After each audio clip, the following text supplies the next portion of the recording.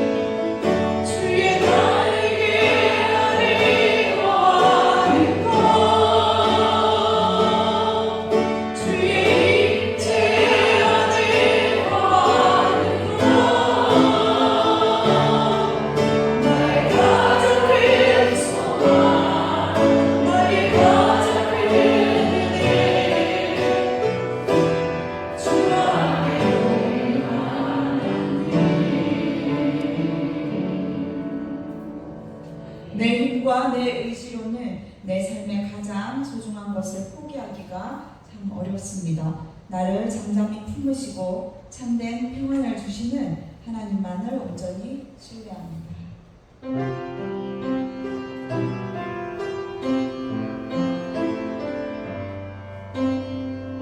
주 품에 품으소서.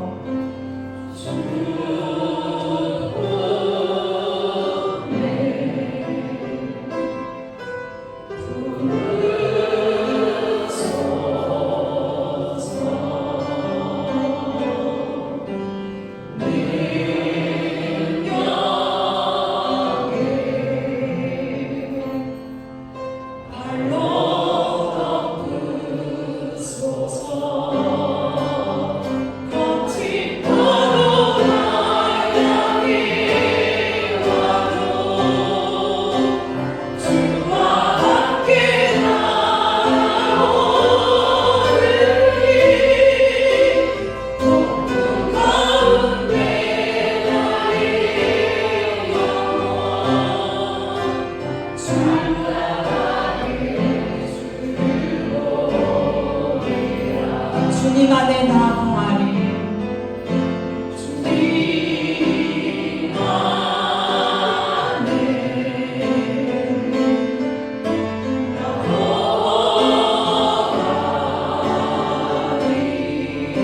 주는요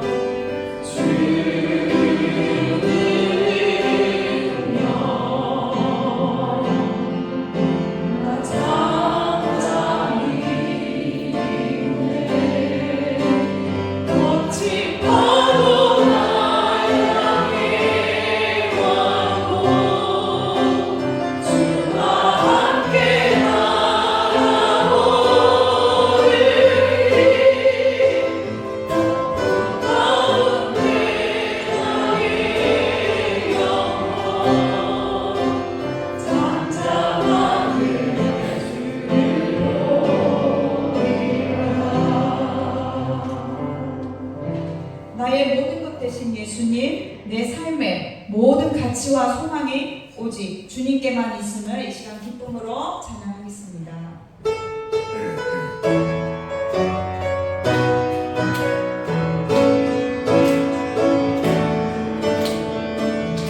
주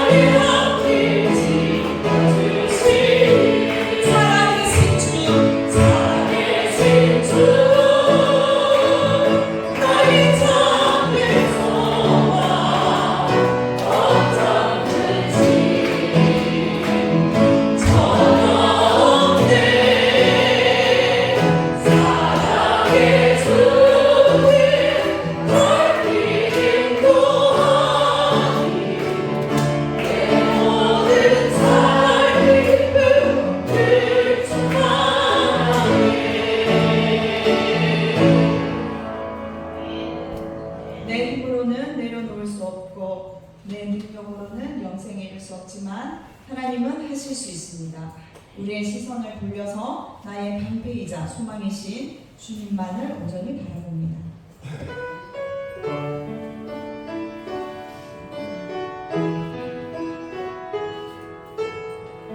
하나님의 사랑을 사랑하는 자,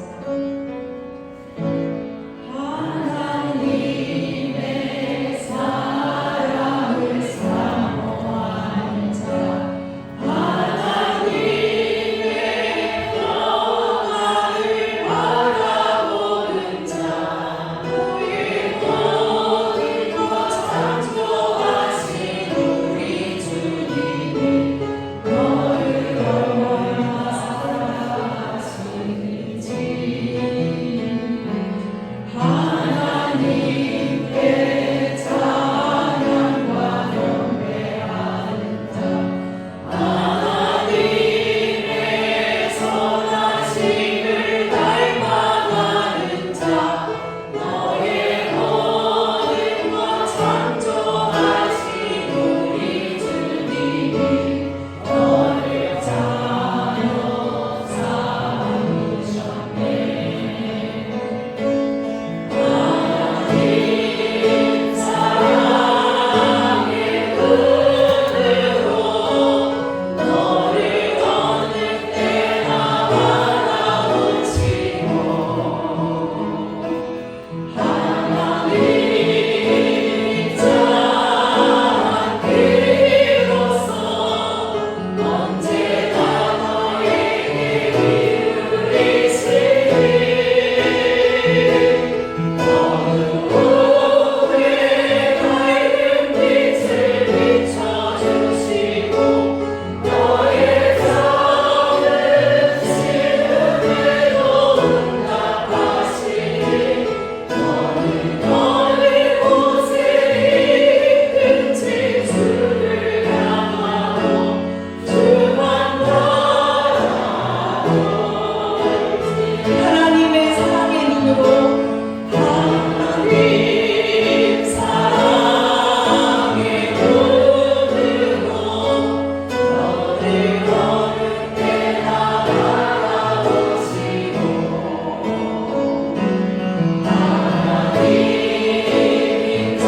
하나님 자비로서 언제나 너에게 기울이시니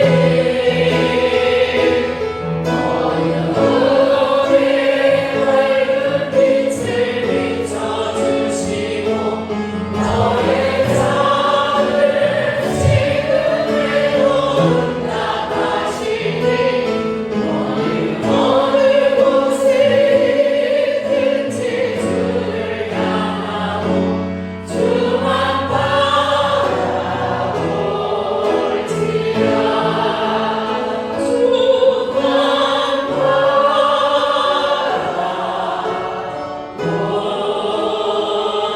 바라볼지라 이 시간에 마음 모아서 함께 기도하겠습니다.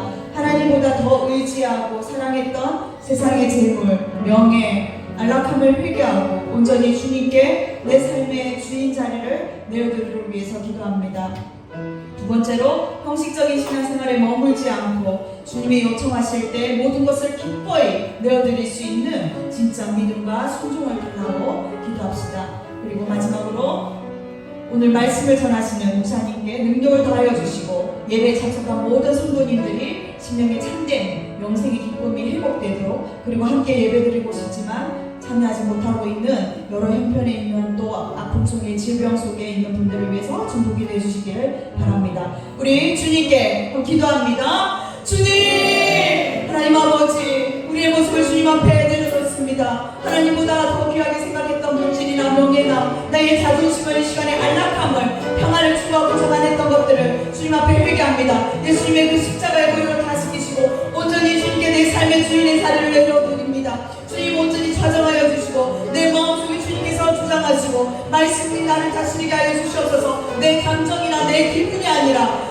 나의 경험이 아니라 오직 하나님의 말씀이, 하나님의 마음이 나를 통치하기를 원합니다. 주님, 내 마음속에 다시 주님을 주인으로 사정하여 주시옵소서. 이 시간에 형식적인 신앙생활을 하였던 것을 주님 용서하여 주시옵소서. 우리 아니한 신앙생활에 머물지 않고 주님이 요청하실 때에 모든 것을 내어드릴 수 있는 기꺼이 기쁨으로 순종하는 참된 믿음과 기쁨과 순종을 허락하여 주시기를 간절히 바라고 원합니다. 하나님 아버지, 오늘 말씀을 들고 다니 세우신 주의 사자 목사님을 주님께서 붙들어 주시고 주님 말씀이 일하게 해주시고 사람의 모습을 십자가에 주시고 오직 주님 홀로 영광 받아 주시옵소서. 우리 온 성도님들이 말씀 가운데 아멘으로 순종하며 이 말씀이 주중에 어떠한 선택을 할 때나 결정을 해야 할 때에 주님 기순되어지게 하시고 말씀에 생각나게 하여 주시고 그 말씀대로 순종하는 믿음으로 행함 있는 믿음으로 이어지게 하여 주시옵소서. 오늘 함께 예배드리고 싶지 못하는 아픔 중에 있는 분들, 여기까지 약한 분들을 주께서 붙들어 주셔서 창조하신 모습을 회복하여 주시고 속사람이 날마다 강동케 하여 주시옵소서. 육신은 약하여 전한다 할지라도 영의 속사람이 날마다 강건해져서 하나님을 더욱더 깊이 만나고 하나님과 더욱더 친밀하며 교회를 위하여 중보기도 하고 자녀들을 위하여 중보기도 하는 믿음의 무릎 되게 하여 주시옵소서. 때로는 아버지 하나님 어머니 앞에서 하나님 아버지 예배드리는 그 시간에도 주님 함께하여 주시옵소서. 이 모든 말씀 예수님의 이름으로 기도합니다. 아멘. 내 힘과 의지를 의지할 때는 근심이 찾아오지만 주님을 모신 곳은 그 어디나 하늘나라입니다. 내 삶의 주권을 주님께 온전히 내어드립니다. 찬송가 438장입니다.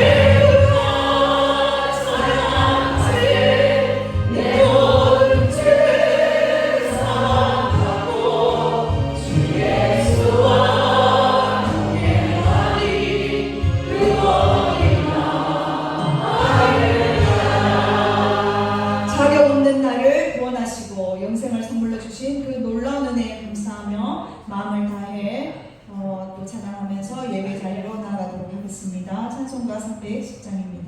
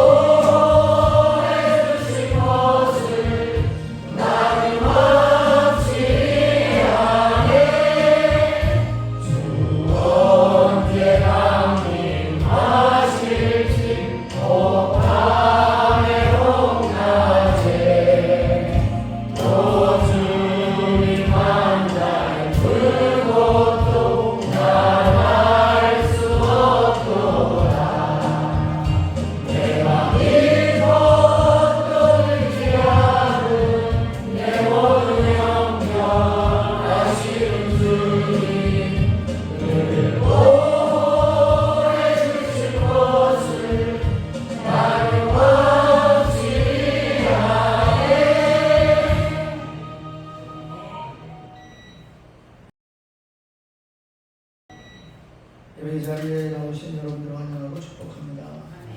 우리 다 같이 나는 예배자입니다 찬양 드림으로 예배 자리로 함께 나아가겠습니다.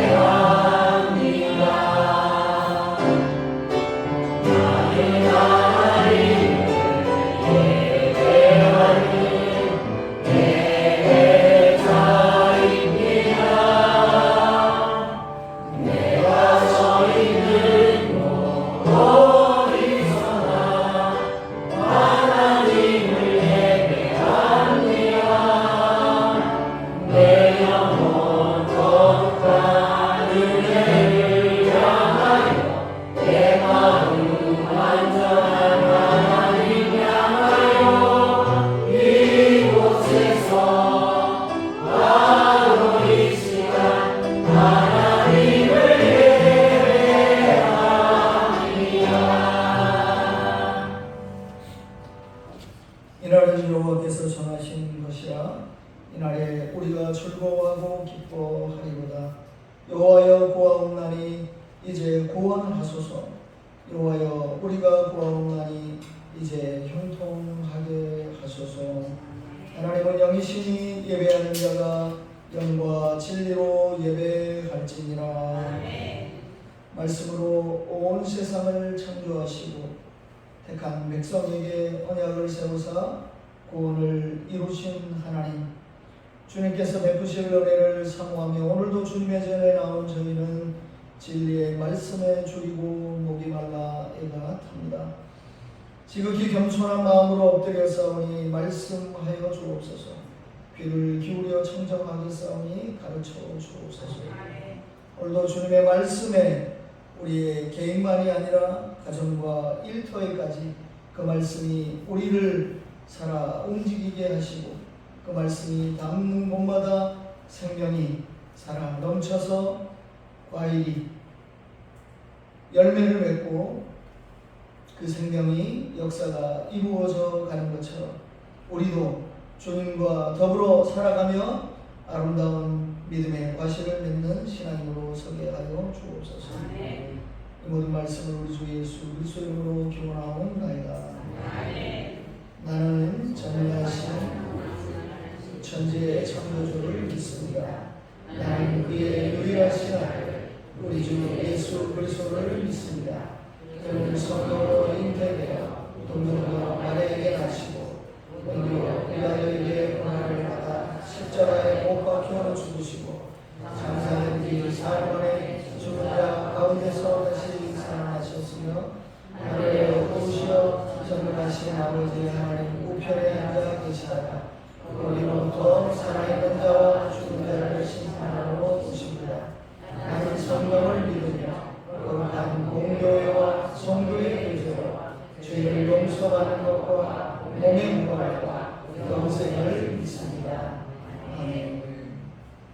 자리에 앉으셔서 교동문 먼저 하겠습니다. 교동문 4번 3장 앉으신 분들은 다리가 불편하신 분들 앉으셔도 되고 교동문상 4번 3장 같이 하겠습니다. 지혜를 얻는 자와 명철을 얻은 자는 복이 있나니 지혜를 얻는 것이 은을 얻는 것보다 낫고 그 이익이 천년보다 나옵니다. 지혜는 진주보다 귀하니 내가 사모하는 모든 것으로도 이에 비교할 수 없도다. 그의 오른손에는 상수가 있고 그의 왼손에는 귀가 있나니 그 길은 즐거운 길이요 그의 지름길은 다 평강이니라.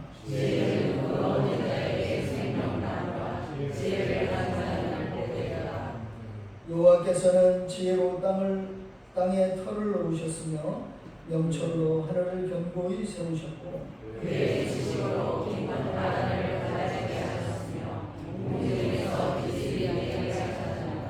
내 아들아 완전한 지혜와 근실을 지키고 이것들이 내 눈 앞에서 떠나지 말게 하라.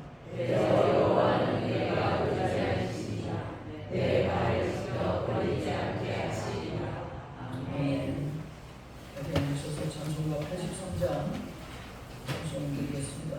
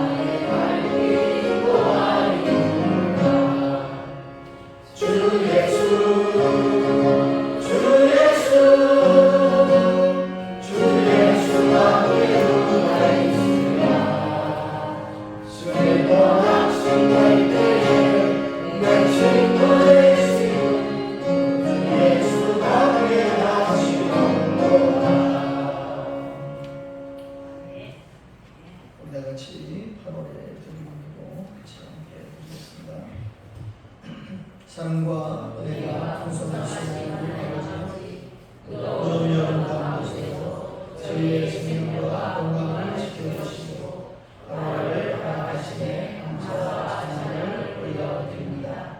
지나온 인생의 걸음마다 함께 하셨던 주님의 은혜를 기억합니다.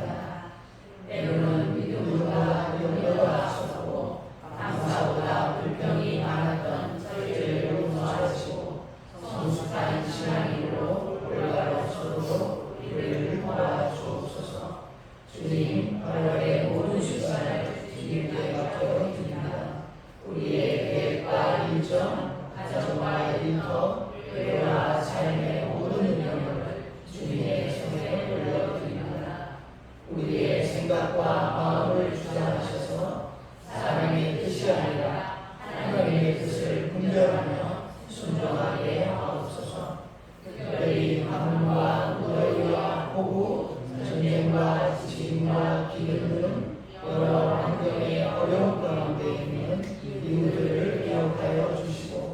지치고 낙심한 영혼들에게 하늘의 위로와 세임을 허락하여 주옵소서.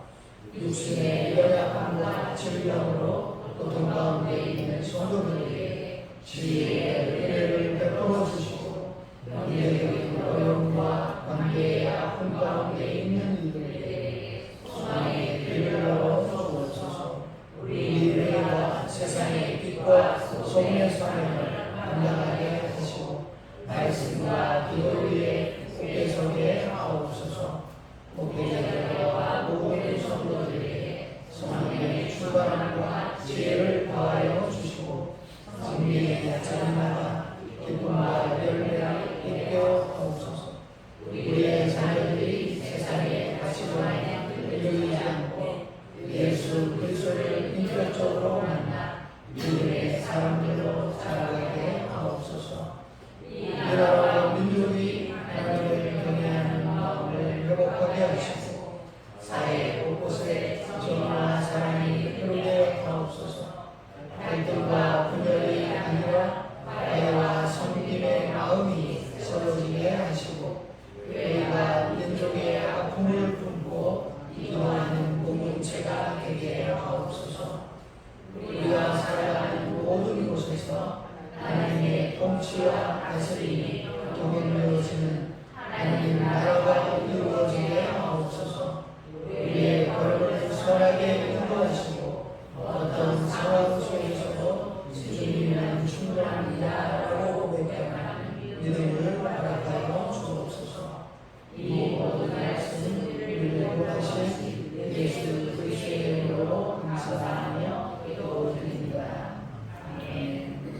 계속해서 하나님과 나만의 기도, 선교지와 선교사, 영적 목적 건강과 희망을 위해서 말씀을 통해 우리의 삶의 은혜와 길드신 말씀을 허락받아 우리가 믿음의 사람으로 살아가고, 우리 같이 합심해서 기도하겠습니다. 하나님 아버지, 오늘도 저희들을 하나님의 삶으로 불러주시고 믿음 안에 다시 선도하셨습니다. 그 주님이 주신 믿음으로 우리의 삶을 살아갈 수 있는 은혜와 능력을 허락해 주옵소서. 우리의 연약함과 죄된 모습을 하나님 말씀 안에 감싸지 못하고 내 마음과 내 생각과 내 뜻을 주님의 뜻인 것처럼 살아가게 하는 연약함을 주님 앞에 고백하오니 깨끗게 하시고 온전케 하시고 다시금 주님의 생명으로 신실하게 살아갈 수 있도록 오늘 이 시간 저희들의 마음과 생각을 정결케 하시고 하나님의 뜻에 합한 자로 세워 주옵소서. 선교지와 선교사를 기억해 주시고 하나님의 말씀을 듣고 복음의 증인으로 서는 그 현장이 하나님의 나라가 이루어지게 하시고 주님의 평화가 선포되어지고 하나님의 나라가 임하게 하여 주옵소서. 전쟁과 배경과 지진과 가뭄으로 고생하며 갈등하며 전 세계에서 실험하는 모든 자들이 예수 그리스도가 복음의 소망이 되게 하시고 저들의 위로가 되게 하여 주옵소서. 오늘도 하나님의 말씀을 사모하여 이 자리에 나온 믿음의 성도들 중에 아픔 가운데 있는 자를 위로하시고 치료하시고 회복하여 주옵소서. 이 자리에 참여하는 모든 자들에게 힘든 자리에서 하나님의 선하시고 하나님의 능력의 손길을 경험하고 회복되는 은혜를 허락하여 주옵소서. 이 시간 하나님의 말씀을 저희 삶 가운데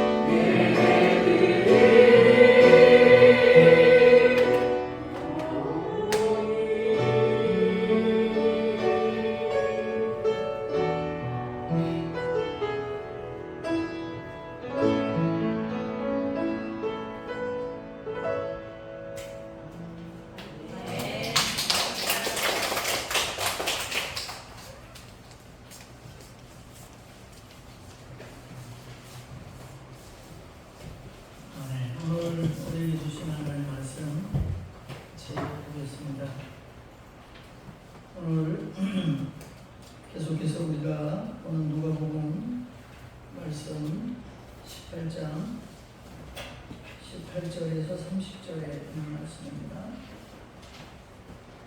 열시 기록할게요. 어떤 관리가 물어 이르되 선한 선생님이여 내가 무엇을 하여야 영생을 얻으리까?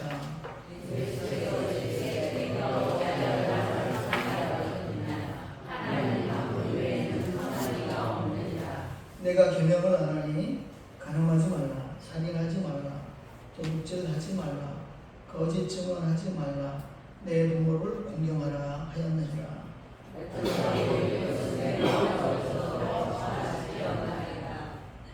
예수께서 이 말을 들으시고 이르시되 내게 아직도 한 가지 부족한 것이 있으니 내게 있는 것을 다 팔아 가난한 자들에게 나눠주라. 그리하면 하늘에서 내게 보화가 있으리라. 그리고 와서 나를 따르라 하시니. 그 사람이 큰 자에서 이 말씀을 듣고 심히 의심하더라. 예수께서 그를 보시고 이르시되 재물이 있는 자는 하나님의 나라에 들어가기가 얼마나 어려운지. 작다가 하늘로 돌아가는 것이 작다가 하나님의 나라에 들어가는 것과 같으니라 하시니. 듣는 자들이 이르되 그런즉 누가 구원을 얻을 수 있나이까? 이르시되 그 사람이 할 수 없는 것을 하나님은 하실 수 있느니라. 베드로가 여짜오되 보옵소서 우리가 우리의 것을 다 버리고 주를 따르나이다. 이르시되 내가 진실로 너희에게 이르노니 하나님의 나라를 위하여 집이나 아내나 형제나 부모나 자녀를 버린 자는 같이 읽겠습니다. 현세의 영광을 받고 예수의 영생을 받지 못할 자가 없느니라 하시니라. 아멘. 오늘 말씀도 쭉 읽어보니까 내용이 좀 심각한 내용이 많이 나오죠. 읽는 순간 좀 마음이 좀 고심이 되시나요? 성경에 보면 어떤 내용을 우리가 밑줄을 쳐놓고 아주 형광펜으로 환하게 보이게 줄을 긋고 싶은 말씀이 있는가 하면 어떤 말씀은 그런 말씀이 있었나 하고 그냥 지나치는 말씀도 많죠. 이런 말씀은 어때요? 그냥 잊어버리고 지나갈 때가 많죠. 그래도 우리가 이 말씀에서 무슨 의미가 있는지는 살펴봐야 됩니다. 그리고 우리에게 주시는 메시지가 뭘까? 이걸 생각하면서 이 말씀을 대할 수 있어야 되겠습니다. 성도 여러분, 오늘 우리가 함께 읽은 이 누가복음 18장 18절부터 30절에 있는 말씀은 마태복음에도 나오고 마가복음에도 나오고 우리가 지금 읽고 있는 누가복음에도 다 나옵니다. 그러니까 우리가 마태, 마가, 누가를 공관복음이라고 해서 똑같은 관점으로 보고 있는 성경이다라고 해가지고 거의 내용이 비슷하게 이렇게 쭉 흘러가는 내용이 겹쳐지는 내용들이 많이 나오죠. 요한복음은 아예 시작부터가 좀 다르고 내용도 좀 달라요. 그래서 요한복음은 따로 떨어져 있는 복음서라고 얘기를 합니다.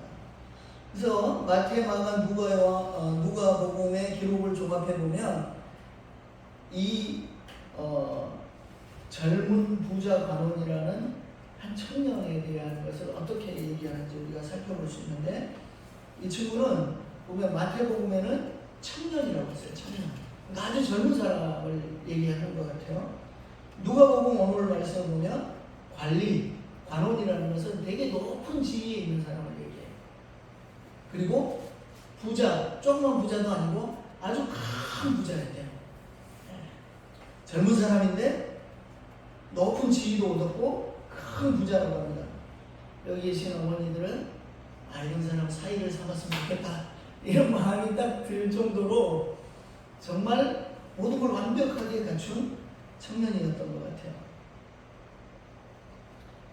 단순한 부자도 아니고 엄청난 부자이고, 그리고 관리 중에서도 아마 성경학자들은 유대인 최고의 의결기관이었던 당시에 사내들인의 한 의원 중에 한 명이었지 않을까. 당시에 한 71명 정도가 사내들인 의회 의원이라고 엄청나게 지위가 높은 사람 중에 하나인 거죠. 젊은 나이에 명예와 권력, 막대한 재산까지 거머쥔 한마디로 세상 기준으로 볼 때 완벽한 성공을 거둔 아주 젊은 사람이에요. 그러니까 주변 사람들이 봤을 때는 정말 우러러 볼 만한 그런 젊은 사람인 거죠. 근데 이런 완벽해 보이는 청년에게도 한 가지 해결하지 못하는 아주 답답함이 있었어요. 예수님께 찾아옵니다. 예수님께 찾아오는데 오늘 말씀 말고 다른 복음서의 말씀 보면 길거리에서 막 달려왔다고 했어요. 막 달려왔어요. 높은 관원인 사람이 그렇잖아요.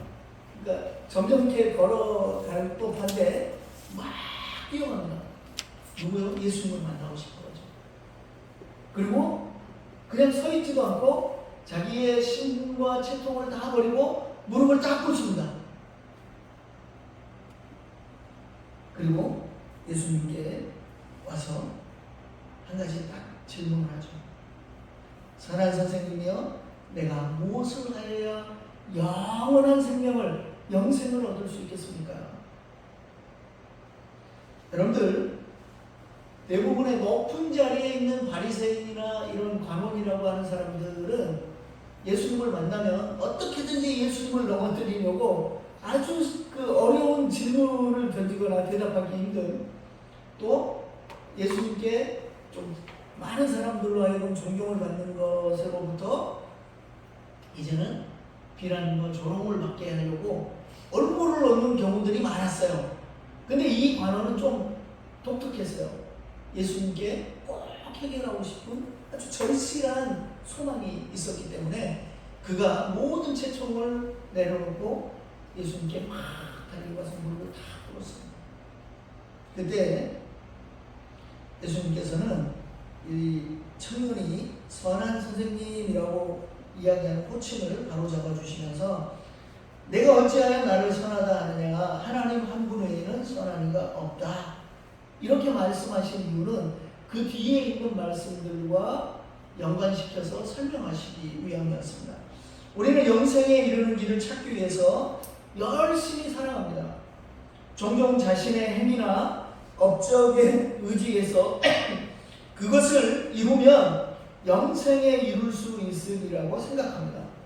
그러나 예수님의 말씀은 오늘 보면 하나님만이 우리의 선함과 구원의 기준이 되신다라는 사실을 이 젊은 관원에게 이야기를 하고 있는 겁니다. 이는 우리가 하나님 앞에서 겸손히 나아가야 하고 우리의 모든 소망을 하나님께 두어야 함을 의미하고 있습니다. 그 다음에 예수님께서 이 얘기를 하신 다음에 이 젊은 관원에게 10계명들을 언급하십니다. 가늠하지 말라, 살인하지 말라, 도둑질하지 말라, 거짓 증언하지 말라, 그리고 내 부모를 공경해라. 그런데 청년은 기다렸다는 듯이 대답했습니다. 이 모든 것이요, 제가 어려서부터 다 지켰던 것들입니다. 그리고 여기 헬라어로 계명이라는 것은 엔톨라이라고 해서 단순히 10계명에 나와 있는 그 계명 말고도 이 계명에서 파생되는 여러 가지 내용들을 다 지켜야겠다는 거예요. 실제로 이 사람의 대답은 거짓말이 아니었습니다. 정말 그는 정직하고 순결하게 살았고 그리고 모든 일들이 말씀에 부합한 삶을 살려고 엄청 노력했던 사람이었어요. 그래서 아마 굉장히 자부심이 있었던 것 같아요. 그런데 예수님께서는 그걸 잘 지켰다라고 이 사람에게 칭찬해 주고 싶어서 그 얘기를 하신 것이 아니고 그에게 오히려 더 깊이 그 10계명의 의미를 살펴보라는 메시지를 던져주고 싶었던 겁니다. 이 청년이 했던 순종은 적극적으로 순종을 했다기보다는 아주 소극적인 순종을 했다는 거예요. 그 말은 10계명에 하지 말아라 그러면 그것만 안 하고, 그러니까 만약에 도둑질하면 안 된다, 도둑질을 하지는 않았죠. 근데 도둑질을 왜 할 수밖에 없었는지 그 사람의 형편을 살피고 부족한 게 있었다면 자신이 아주 가까이 있는 사람이라면 돕고 그 사람을 살피고 필요한 것을 나눠줄 줄 아는 데까지 이르러야 된다라는 것이 십계명의 정신인데 하지 않는 것으로 딱 그만 멈추는 거예요. 그러니까 굉장히 소극적인 신앙의 삶의 모습이었다라는 것을 사실은 지적하고 싶으셨던 것이죠. 십계명의 정신은 긍정적인 사랑의 실천이었습니다. 단순히 어떤 것을 금지하고 멈추라는 의미의 내용이 아니었다는 겁니다.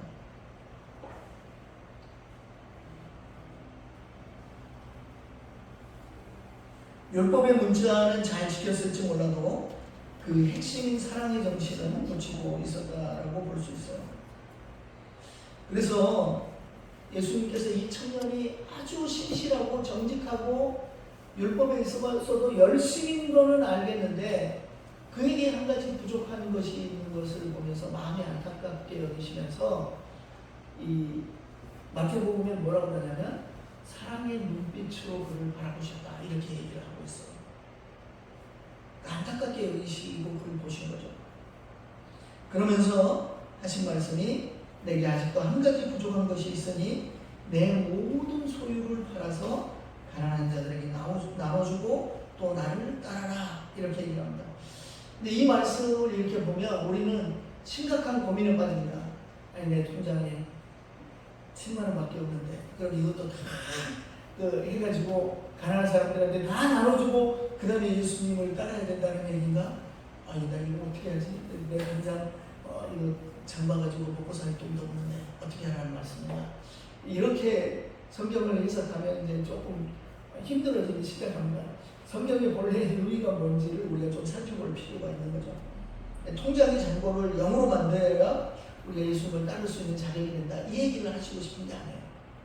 실제 여러분들 성경 보면 삭개오라는 사람은 엄청난 부자였어요. 그죠? 근데 예수님을 만나고 어떻습니까? 자기가 먼저 내가 남에게 속여가지고 남의 것을 더 많이 갈취하거나 뺏은 게 있으면 제가 4배나 갚아주겠습니다. 자기 재산을 자기가 잘못하거나 자기가 관심 갖고 신경 써야 할 사람들로부터 잘못한 일이 있다면 그것들을 다 내어주겠다는 겁니다. 예수님을 만나면서 완전히 변화된 삶의 모습이죠. 근데 여기 있는 이 청년은 예수님을 만나면서 이런 삶의 모습이나 변화가 있었다기보다는 오히려 그 안에 자신이 해결하지 못한 문제가 있었는데 그것은 큰 부자였다라는 거예요. 그러니까 재물이 많았다는 게 그가 예수님을 따르는데 문제가 됐다라는 사실입니다. 이 재물 자체에 문제가 있었다기보다는 부자 청년 그의 마음에 문제가 있었습니다. 왜냐하면 하나님의 말씀을 지키고 하나님을 열심히 따른다고는 했지만 마음의 중심에 하나님이 있는 것 같았는데 실제로는 진짜 마음의 주인은 이 재물, 물질에 있었다라는 사실입니다. 그래서 예수님은 그를 억누르고 있었던 이 재물이라는 우상의 속박에서 좀 자유함을 누리게 해주고 싶었어요. 그래서 그에게 한 가지 이 부족한 너의 마음을 사로잡고 있는 이 물질로부터 물질을 놓아주라는 거예요. 그리고 마음이 자유로워졌으면 좋겠다는 거예요. 왜 그 물질을 어떻게든지 지켜야 돼? 이거 아니면 안 되는데 라는 그 마음으로 늘 사로잡혀 살아가는 그를 보고 안타깝게 여기셔서 하신 말씀이었습니다. 이 청년에게는 재물이 하나님과 다투고 하나님과 겨루고 누가 주인이 되어야 하는지를 늘 고민하게 하는 결정적인 우상이었기 때문에 그것을 완전히 깨트릴 것을 요구하셨던 거죠. 근데 청년의 반응은 그가 큰 부자인 거, 조금 부자도 아니고 엄청 많은 부자였나 봐요. 그러니까 이제 돈이 너무 많아도 고민이 되는 것 같아요. 돈이 많으면 우리는 뭐 이 정도는 나눠주고 막 쓸 것 같은데 그게 안 되나 봐요. 여러분들 잘 모르시죠? 여러분들이나 저는 큰 부자가 안 되었기 때문에 잘 모를 수도 있을 것 같아요. 근데 그럴 수도 있나 봐요. 그래서 이 말씀을 듣고 시인이 근심해서 떠나갔다 이렇게 얘기를 하고 있습니다. 그러니까 너무 슬퍼하고 애통했다는 거예요. 왜요? 예수님이라는 분이 당대에 하나님이 보내신 하나님의 아들 같은 엄청난 능력을 행하고 아주 기가 막힌 하나님의 말씀을 풀어내는 분이었기 때문에 그분을 통해서는 자기의 그 갈급한 문제를 해결할 수 있을 거라고 확신해서 찾아갔는데 예수님이 던진 대답이 너무 자기를 힘들게 한 거예요. 예수님을 따르기를 포기하고 맙니다. 자기가 짊어져야 할 이 십자가를 다 내려놓게 된 거죠. 이 청년에 대한 이야기가 이후에 어떻게 됐는지 성경은 기록하고 있지는 않아요. 근데 이 청년이 마음에 깊은 근심을 하게 되었다라는 이 메시지를 보면서는 우리에게 던져주는 의미가 있다라고 생각합니다. 그것은 이게 새로운 기회가 될 수도 있지 않을까? 이런 이야기입니다. 저는 이게 완전히 결말을 이게 닫힌 결말로 두고 싶지 않고 조금 열려있는 결말로 두고 싶은 게 이건 우리에게도 주신 메시지가 있다는 거예요. 오늘 우리가 말씀을 듣고 정말 내가 하나님보다도 물질에 더 의지하는 삶의 모습으로 살아가고 있는가? 이게 고민이 됐다면 나를 돌아보게 하는 거죠. 그리고 내가 이후의 삶을 어떻게 해야 될까? 지금 당장은 그냥 갈등하고 고민하지만 이후에는 내가 어떻게 삶을 살아가야 될지에 대한 방법을 찾아가고 결단하게 하는 기회가 될 수도 있다는 겁니다.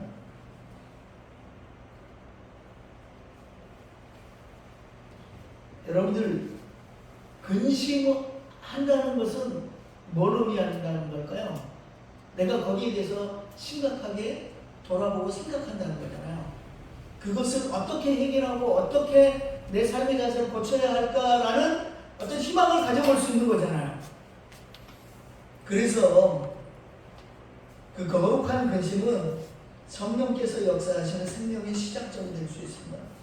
다른 바리새인들이나 관원들은 모두 예수님을 시험하거나 올무에 빠뜨리려는 의도로 접근했지만 이 젊은 청년 관원은 영생을 사모하는 마음으로 주님께 막 달려왔고 무릎을 꿇고 자신의 문제를 해결하려고 했었기 때문에 이런 영적인 애통함과 회개를 통해서 하나님을 사랑하고 그분과 동행하심을 경험하는 은혜의 자리로 나아갈 수 있지 않았을까라는 생각을 해보면서 우리에게도 동일하게 영적인 이 애통함과 회개를 통해서 우리의 마음속에 아직도 하나님보다도 더 크게 자리한 것이 있다면 이것들을 내려놓고 하나님을 우리의 온전한 주인으로 모시고 살아가려는 믿음의 결단과 과정이 필요하다라는 사실입니다. 예수님은 돌아서는 청년을 보시면서 이렇게 얘기하십니다. 재물이 있는 자가 하나님의 나라에 들어가기가 얼마나 어려운지 약대가 발을 끼고 들어가는 것이 부자가 하나님의 나라에 들어가는 것보다 쉽다. 제가 지난주, 지지난주 계속해서 얘기한 게 유대인들은 어떤 생각을 했다고 그래요? 부자는 하나님의 축복을 받은 사람이라고 생각을 했다고 했어요. 그러니까 부자로 성공하는 삶을 살아가는 사람은 어떻게 생각했을까요? 하나님의 축복하는 사람이야. 그러니까 당연히 하나님의 구원을 받고 천국도 따는 감사한다 이렇게 생각을 했단 말이에요. 근데 예수님은 그렇게 생각하지 않으셨어요. 오히려 부자인 사람 그리고 성공한 사람은 하나님의 나라를 허락받은 확증을 받은 사람이 아니고 오히려 그것이 올무가 돼서 하나님의 나라를 들어가는 문제가 될 수도 있다 이렇게 얘기를 하시는 거예요. 아프리카에 가면 아프리카도 독특한 문화가 있는데 목사들이 부자여야 된다고 생각한다는 거예요. 저도 처음에는 잘 이해가 안 됐어요. 왜 그러지? 근데 목사가 가난한 성도들에게 뭔가를 나눠줄 수 있는 사람이 돼야 된다고 생각을 하더라고요. 그래서 목사가 부자여야 된대요. 저는 그 말이 일교 맞는 것 같으면서도 저는 문제가 있다고 생각하는 게 목사가 너무 가진 게 많으면 어떨까요? 하나님에 대한 생각에 집중을 모든 사람이 마찬가지라고 생각합니다.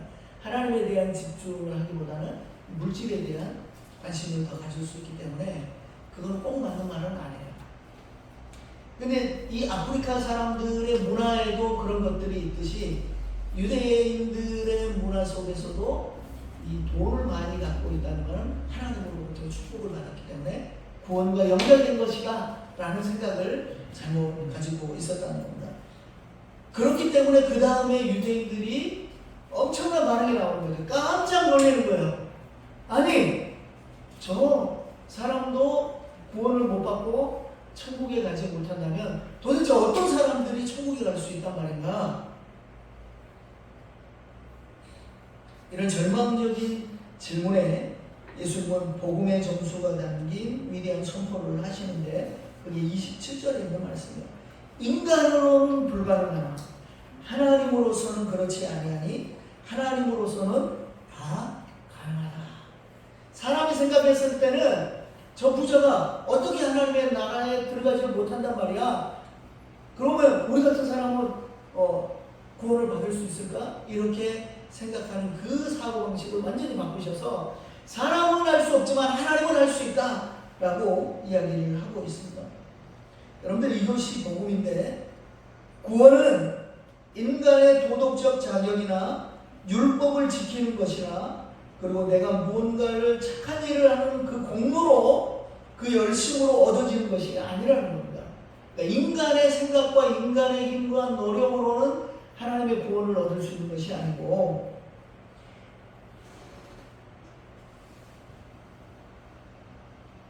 하나님만이 하실 수 있는데 때때로 우리의 마음을 사로잡고 있는 재물이나 자랑거리나 이기심의 올가미에서 스스로를 해방시킬 수 있는 사람은 단 한 사람도 없는데 오직 하나님만이 이 모든 것들을 바꾸시고 새롭게 하실 수 있다는 것입니다.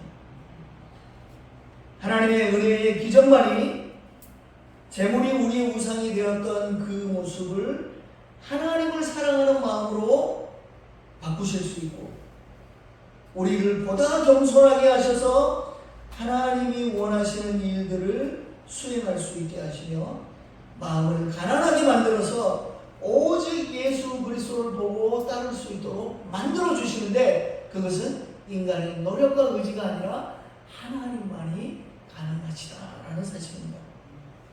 이때 베드로가 나섭니다. 보옵소서 우리가 모든 것을 버리고 주님을 따랐습니다. 제자들은 그 청년 관원이 포기하지 못했던 것을 다 내려놓고 예수님을 삶의 첫 번째 자리에 둔 사람들이었습니다. 예수님은 하나님 나라를 위해 내려놓고 하나님을 따른 자들에게 약속하셨습니다.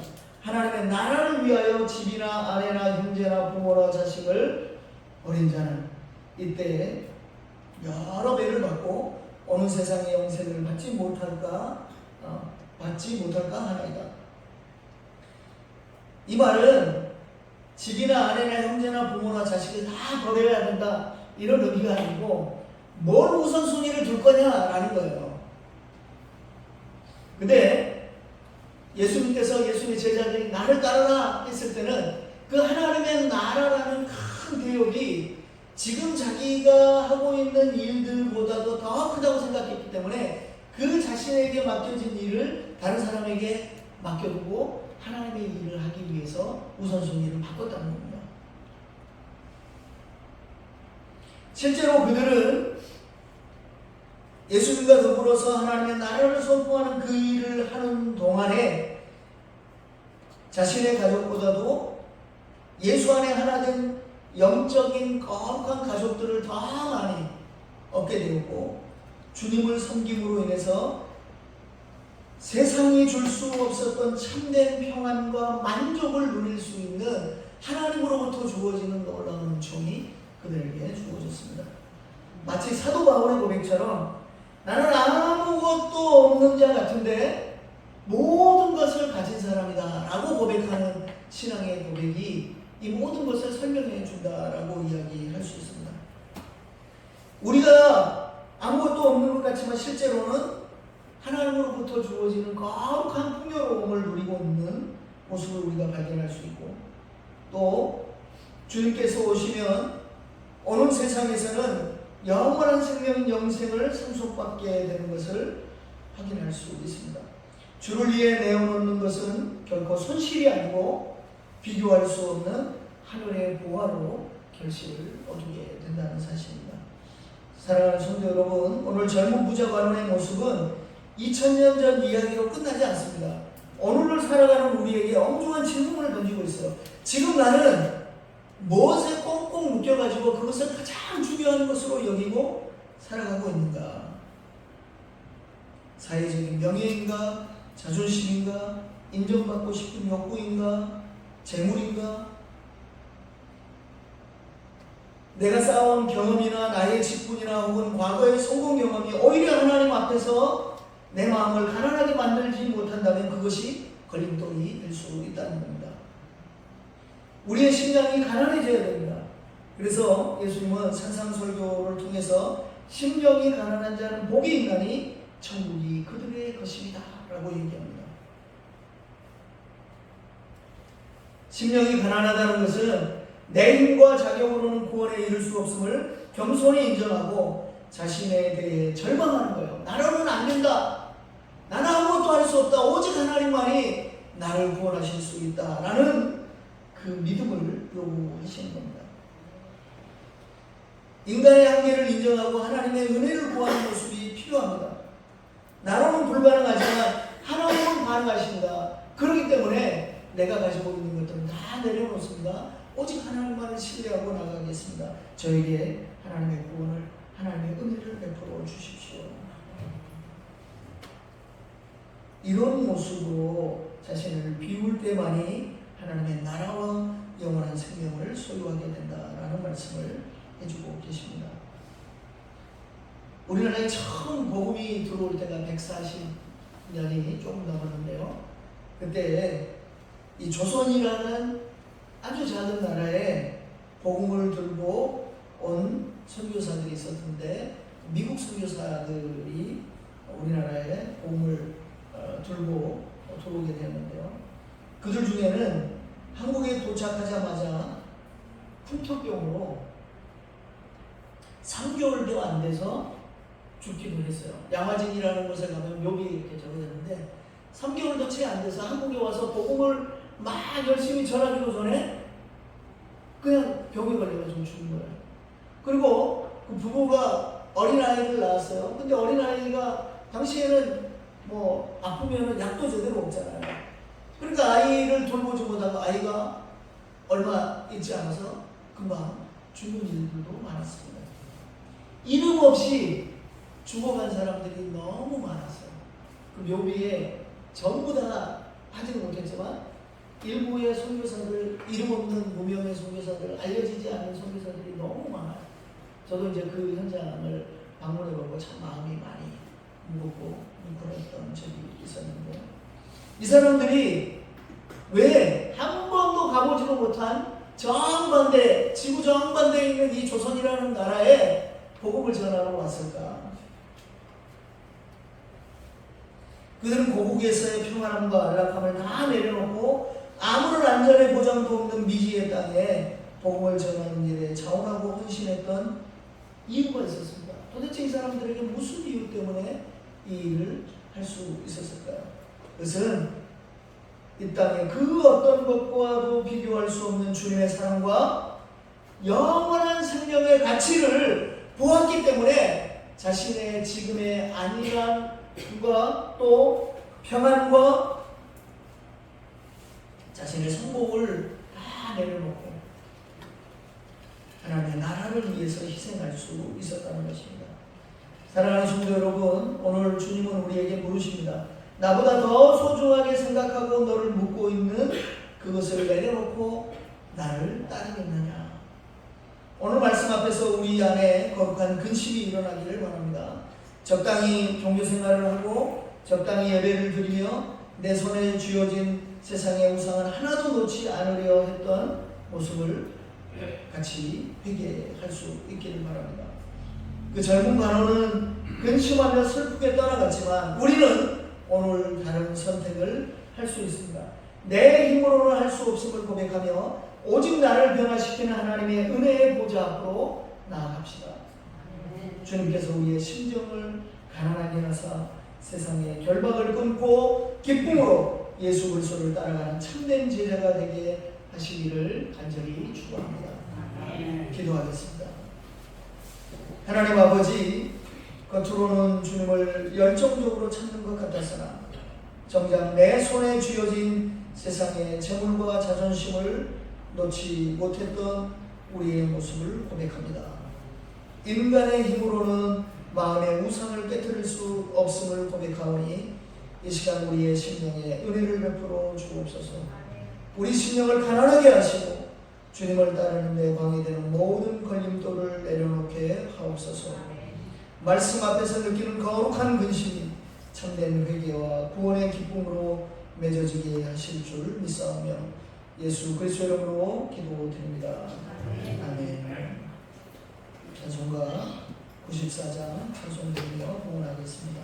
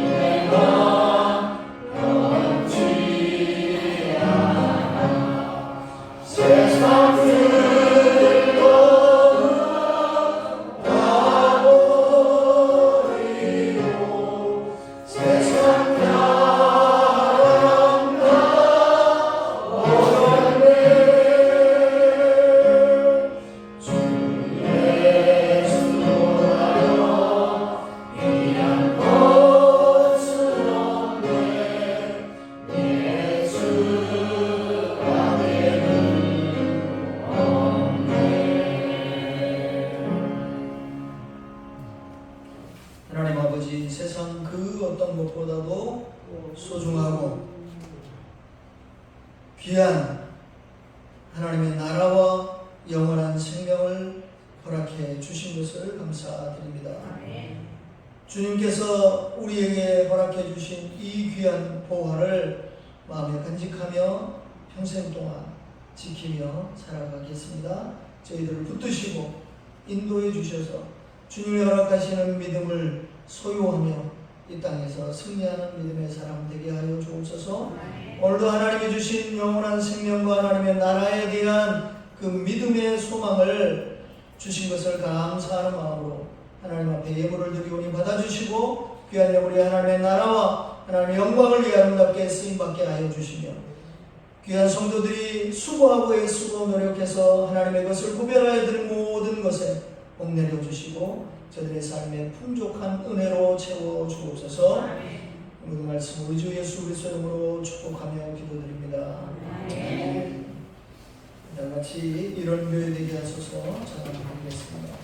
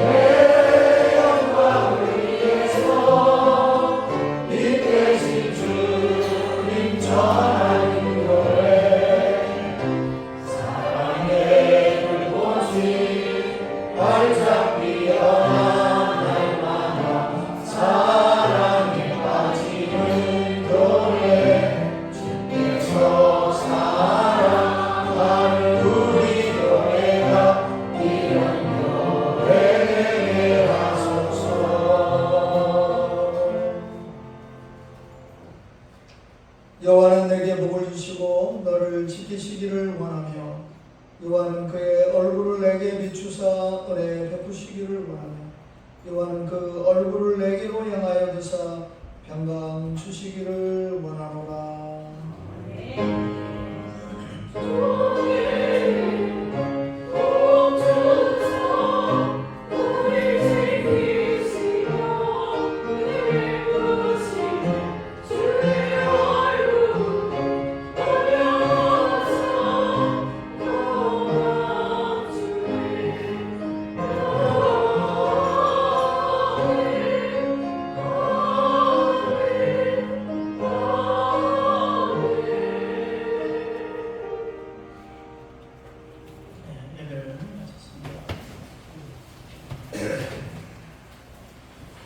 날씨가 좀 많이 선선해진 것 같아요.